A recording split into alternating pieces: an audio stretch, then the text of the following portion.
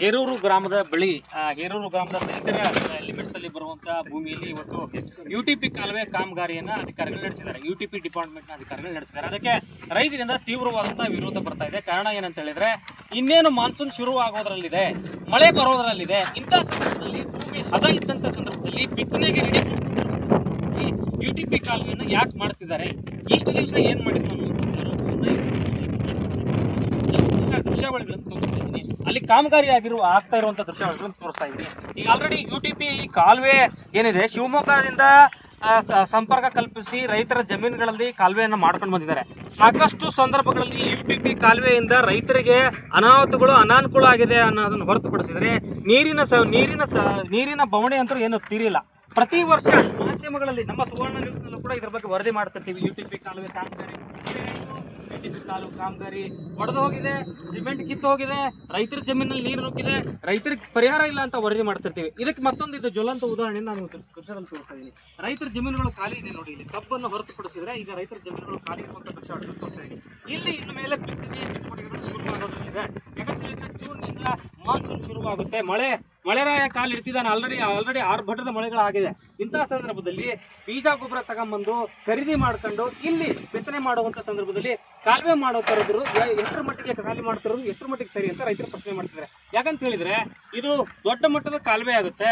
ಇದರ ಮಣ್ಣನ್ನ ಆ ಕಡೆ ಈ ಕಡೆ ಹಾಕ್ತಾರೆ. ಹಾಗಾದ್ರೆ ಬಿತ್ತನೆ ಮಾಡೋದು ಹೇಗೆ, ಎತ್ತುಗಳನ್ನು ತಗೊಂಡ್ ಬರೋದು ಹೇಗೆ, ಸಾಗುವಳಿ ಮಾಡೋದು ಹೇಗೆ, ಟ್ರ್ಯಾಕ್ಟರ್ನ ಯಾವ ರೀತಿ ತಗೊಂಡ್ಬರ್ಬೇಕು ಅಂತ ಹೇಳಿ ರೈತರು ಕೇಳ್ತಿದ್ದಾರೆ. ಇಲ್ಲಿ ನೋಡ್ಬೋದು ನೀವು, ಈಗ ಇಲ್ಲಿ ಕಾಲುವೆನ ಕೆಬರ್ ಬಿಟ್ರೆ ಇನ್ನೊಂದ್ ಸ್ವಲ್ಪ ದಿವಸ ಇನ್ನೂ ಡೀಪ್ ಆಗಿ ಕಾಲುವೆನ ಕೆಬರ್ತಾರೆ. ಇಲ್ಲಿ ಅಂದ್ರೆ ಹಿಟಾಚಿಯಿಂದ ಕಾಲುವೆನ ಡೀಪ್ ಮಾಡ್ಕೊಂಡೇ ಹೋಗ್ತಾರೆ. ಇಂಥ ಸಂದರ್ಭದಲ್ಲಿ ಜಮೀನುಗಳಿಗೆ ಎತ್ತುಗಳು ಹೇಗೆ ಬರಬೇಕು, ಆಳುಗಳನ್ನು ಕರ್ಕೊಂಡ್ಬಂದು ಸಾಲುಗಳನ್ನು ಹೊಡೆಯೋದು ಹೇಗೆ, ಸಾಗುವಳಿ ಮಾಡೋದು ಹೇಗೆ, ಗೋವಿನ ಜೋಳ ಬಿತ್ತನೆ ಮಾಡ್ತಾರೆ. ಹಾಗಾದ್ರೆ ಗೋವಿನ ಜೋಳ ಬಿತ್ತನೆ ಮಾಡೋದು ಹೇಗೆ, ಇಂಥ ಒಂದಿಷ್ಟು ಸಮಸ್ಯೆಗಳನ್ನ ರೈತರು ಅನುಭವಿಸ್ತಾ ಇದ್ದಾರೆ. ಇಲ್ಲಿ ನೋಡಿ, ಈಗ ಹಿಟಾಚಿಯಿಂದ ಟಾಟಾ ಹಿಟಾಚಿ ವಾಹನದಿಂದ ಕೆಬರ್ತಾ ಇದ್ದಾರೆ ನೋಡಿ. ಈಗ ಪೂರ್ತಿ ಇದೆಲ್ಲ ಇದನ್ನ ಕಾಲುವೆ ಮಾಡ್ತಾರೆ. ಹಾಗಾದ್ರೆ ಇದರಿಂದ ರೈತರಿಗೆ ತೊಂದರೆ ಆಗಲ್ವಾ? ಇದು ರೈತರ ಸಮಸ್ಯೆ. ಇನ್ನೊಂದು ಕಡೆ ಇದನ್ನ ಅವೈಜ್ಞಾನಿಕವಾಗಿ ಮಾಡ್ತಿದ್ದಾರೆ, ಕೆಲವು ಬೇಕಾಬಿಟ್ಟಿ ಮಾಡ್ತಿದ್ದಾರೆ.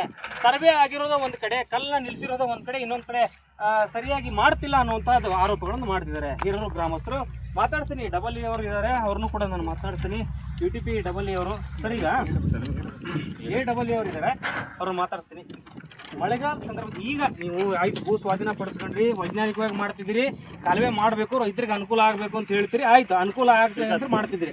ಆದ್ರೆ ಮಳೆಗಾಲ ಆರಂಭ ಆಗೋ ಸಂದರ್ಭದಲ್ಲೇ ಮಾಡುವಂಥ ನೆಸೆಸಿಟಿ ಏನಿತ್ತು ಈಗ ಬಿಡಿದ್ದೀನಿ ನೀವು. ನಾವು ಹಿಡ್ಕೊಂಡು ನಮ್ಮ ಹೆಸರು ಅಂತ ನಾವು ಕರ್ನಾಟಕ ನೀರಾವರಿ ನಿಗಮದ AEE ಮಾತಾಡ್ತಿರೋ ಅಂತ ಒಂದು ಲ್ಯಾಂಡ್ ಅಕ್ವೈರ್ಡ್ ಆಗಿದೆ.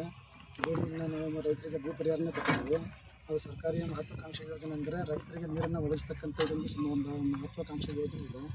ಇದನ್ನು ಮಾಡಲೇಬೇಕಾದಂಗೆ ಆಲ್ರೆಡಿ. ಈಗ ಎಷ್ಟು ವರ್ಷದಿಂದ AEE ಕೆಲಸ ಮಾಡ್ತೀರಿ? ನಾವು ಸುಮಾರು 3 ವರ್ಷ ಆಯ್ತು. 3 ವರ್ಷದಲ್ಲಿ ಯಾವ ರೈತರಿಗೆ UTP ಕಾಲುವೆಯಿಂದ ಅನುಕೂಲ ಆಗಿದೆ? ನೀವು ಕೇಳ್ಕೊಂಡು ಬನ್ನಿ. ಈಗ ನಮ್ಮ ಜೊತೆ ನೀವು ಬನ್ನಿ. ಎಷ್ಟು ಕಾಲುವೆಗಳು ಒಡೆದಿದೆ, ಎಷ್ಟು ಅವೈಜ್ಞಾನಿಕ ಕಾಮಗಾರಿ ಆಗಿದೆ ಕೇಳೋದಕ್ಕೆ ನೀವು ಹೇಳಿ ಕೇಳಿದ್ರೆ ಪ್ರಶ್ನೆಗಳಿಗೆ ಆನ್ಸರ್ ಮಾಡೋಕ್ಕೆ ಅವಕಾಶ ಕೊಟ್ಟರೆ ಮಾತಾಡಿ ಸರ್. ಈಗ ಮಾಡಿ ಮಾಧ್ಯಮ ಮಿತ್ರದವರು, ಇದೊಂದು ಸರ್ಕಾರಿ ಯೋಜನೆ, ಜನರಲ್ಲಿ ನೀವು ತಿಳುವಳಿಕೆ ಮೂಡಿಸಬೇಕಾಗಿರೋದು ಏನಂತಂದರೆ ಇದಕ್ಕೆ ವಿರೋಧನ ವ್ಯಕ್ತಪಡಿಸಬಾರ್ದು. ಯಾಕಂತಂದರೆ ಇದು ರೈತರಿಗೆ ನೀರನ್ನು ಒದಗಿಸ್ತಕ್ಕಂಥ ಯೋಜನೆ ಇದೆ. ಇದಕ್ಕೆ ನೀವು ತೊಂದರೆ ಮಾಡಿದ್ರೆ ರೈತರಿಗೆ ನಾಳೆ ನೀರು ಸಿಗಲ್ಲ. ಮಳೆ ಬರದೇ ಹೋದ್ರೆ ರೈತರಿಗೆ ನೀರು ಸಿಗ್ತದೆ. ಈಗ ಇರೋ UTP ಕಾಲುವೆಯಿಂದ ಯಾರಿಗೆ ನೀರು ಈಗ ನೀವು ಅಲ್ಲಿ ಸುತ್ತಲೂ ಹೋಗಿ ನೋಡಿ, ನಮ್ಮ ಅಗಡಿ ಗ್ರಾಮದಲ್ಲಿ ನೋಡಿ, ಹಾವೇರಿ ತಾಲೂಕಿನ ಕಲ್ಯಾಣ ಗ್ರಾಮದಲ್ಲಿ ಹೋಗಿ ನೋಡಿ.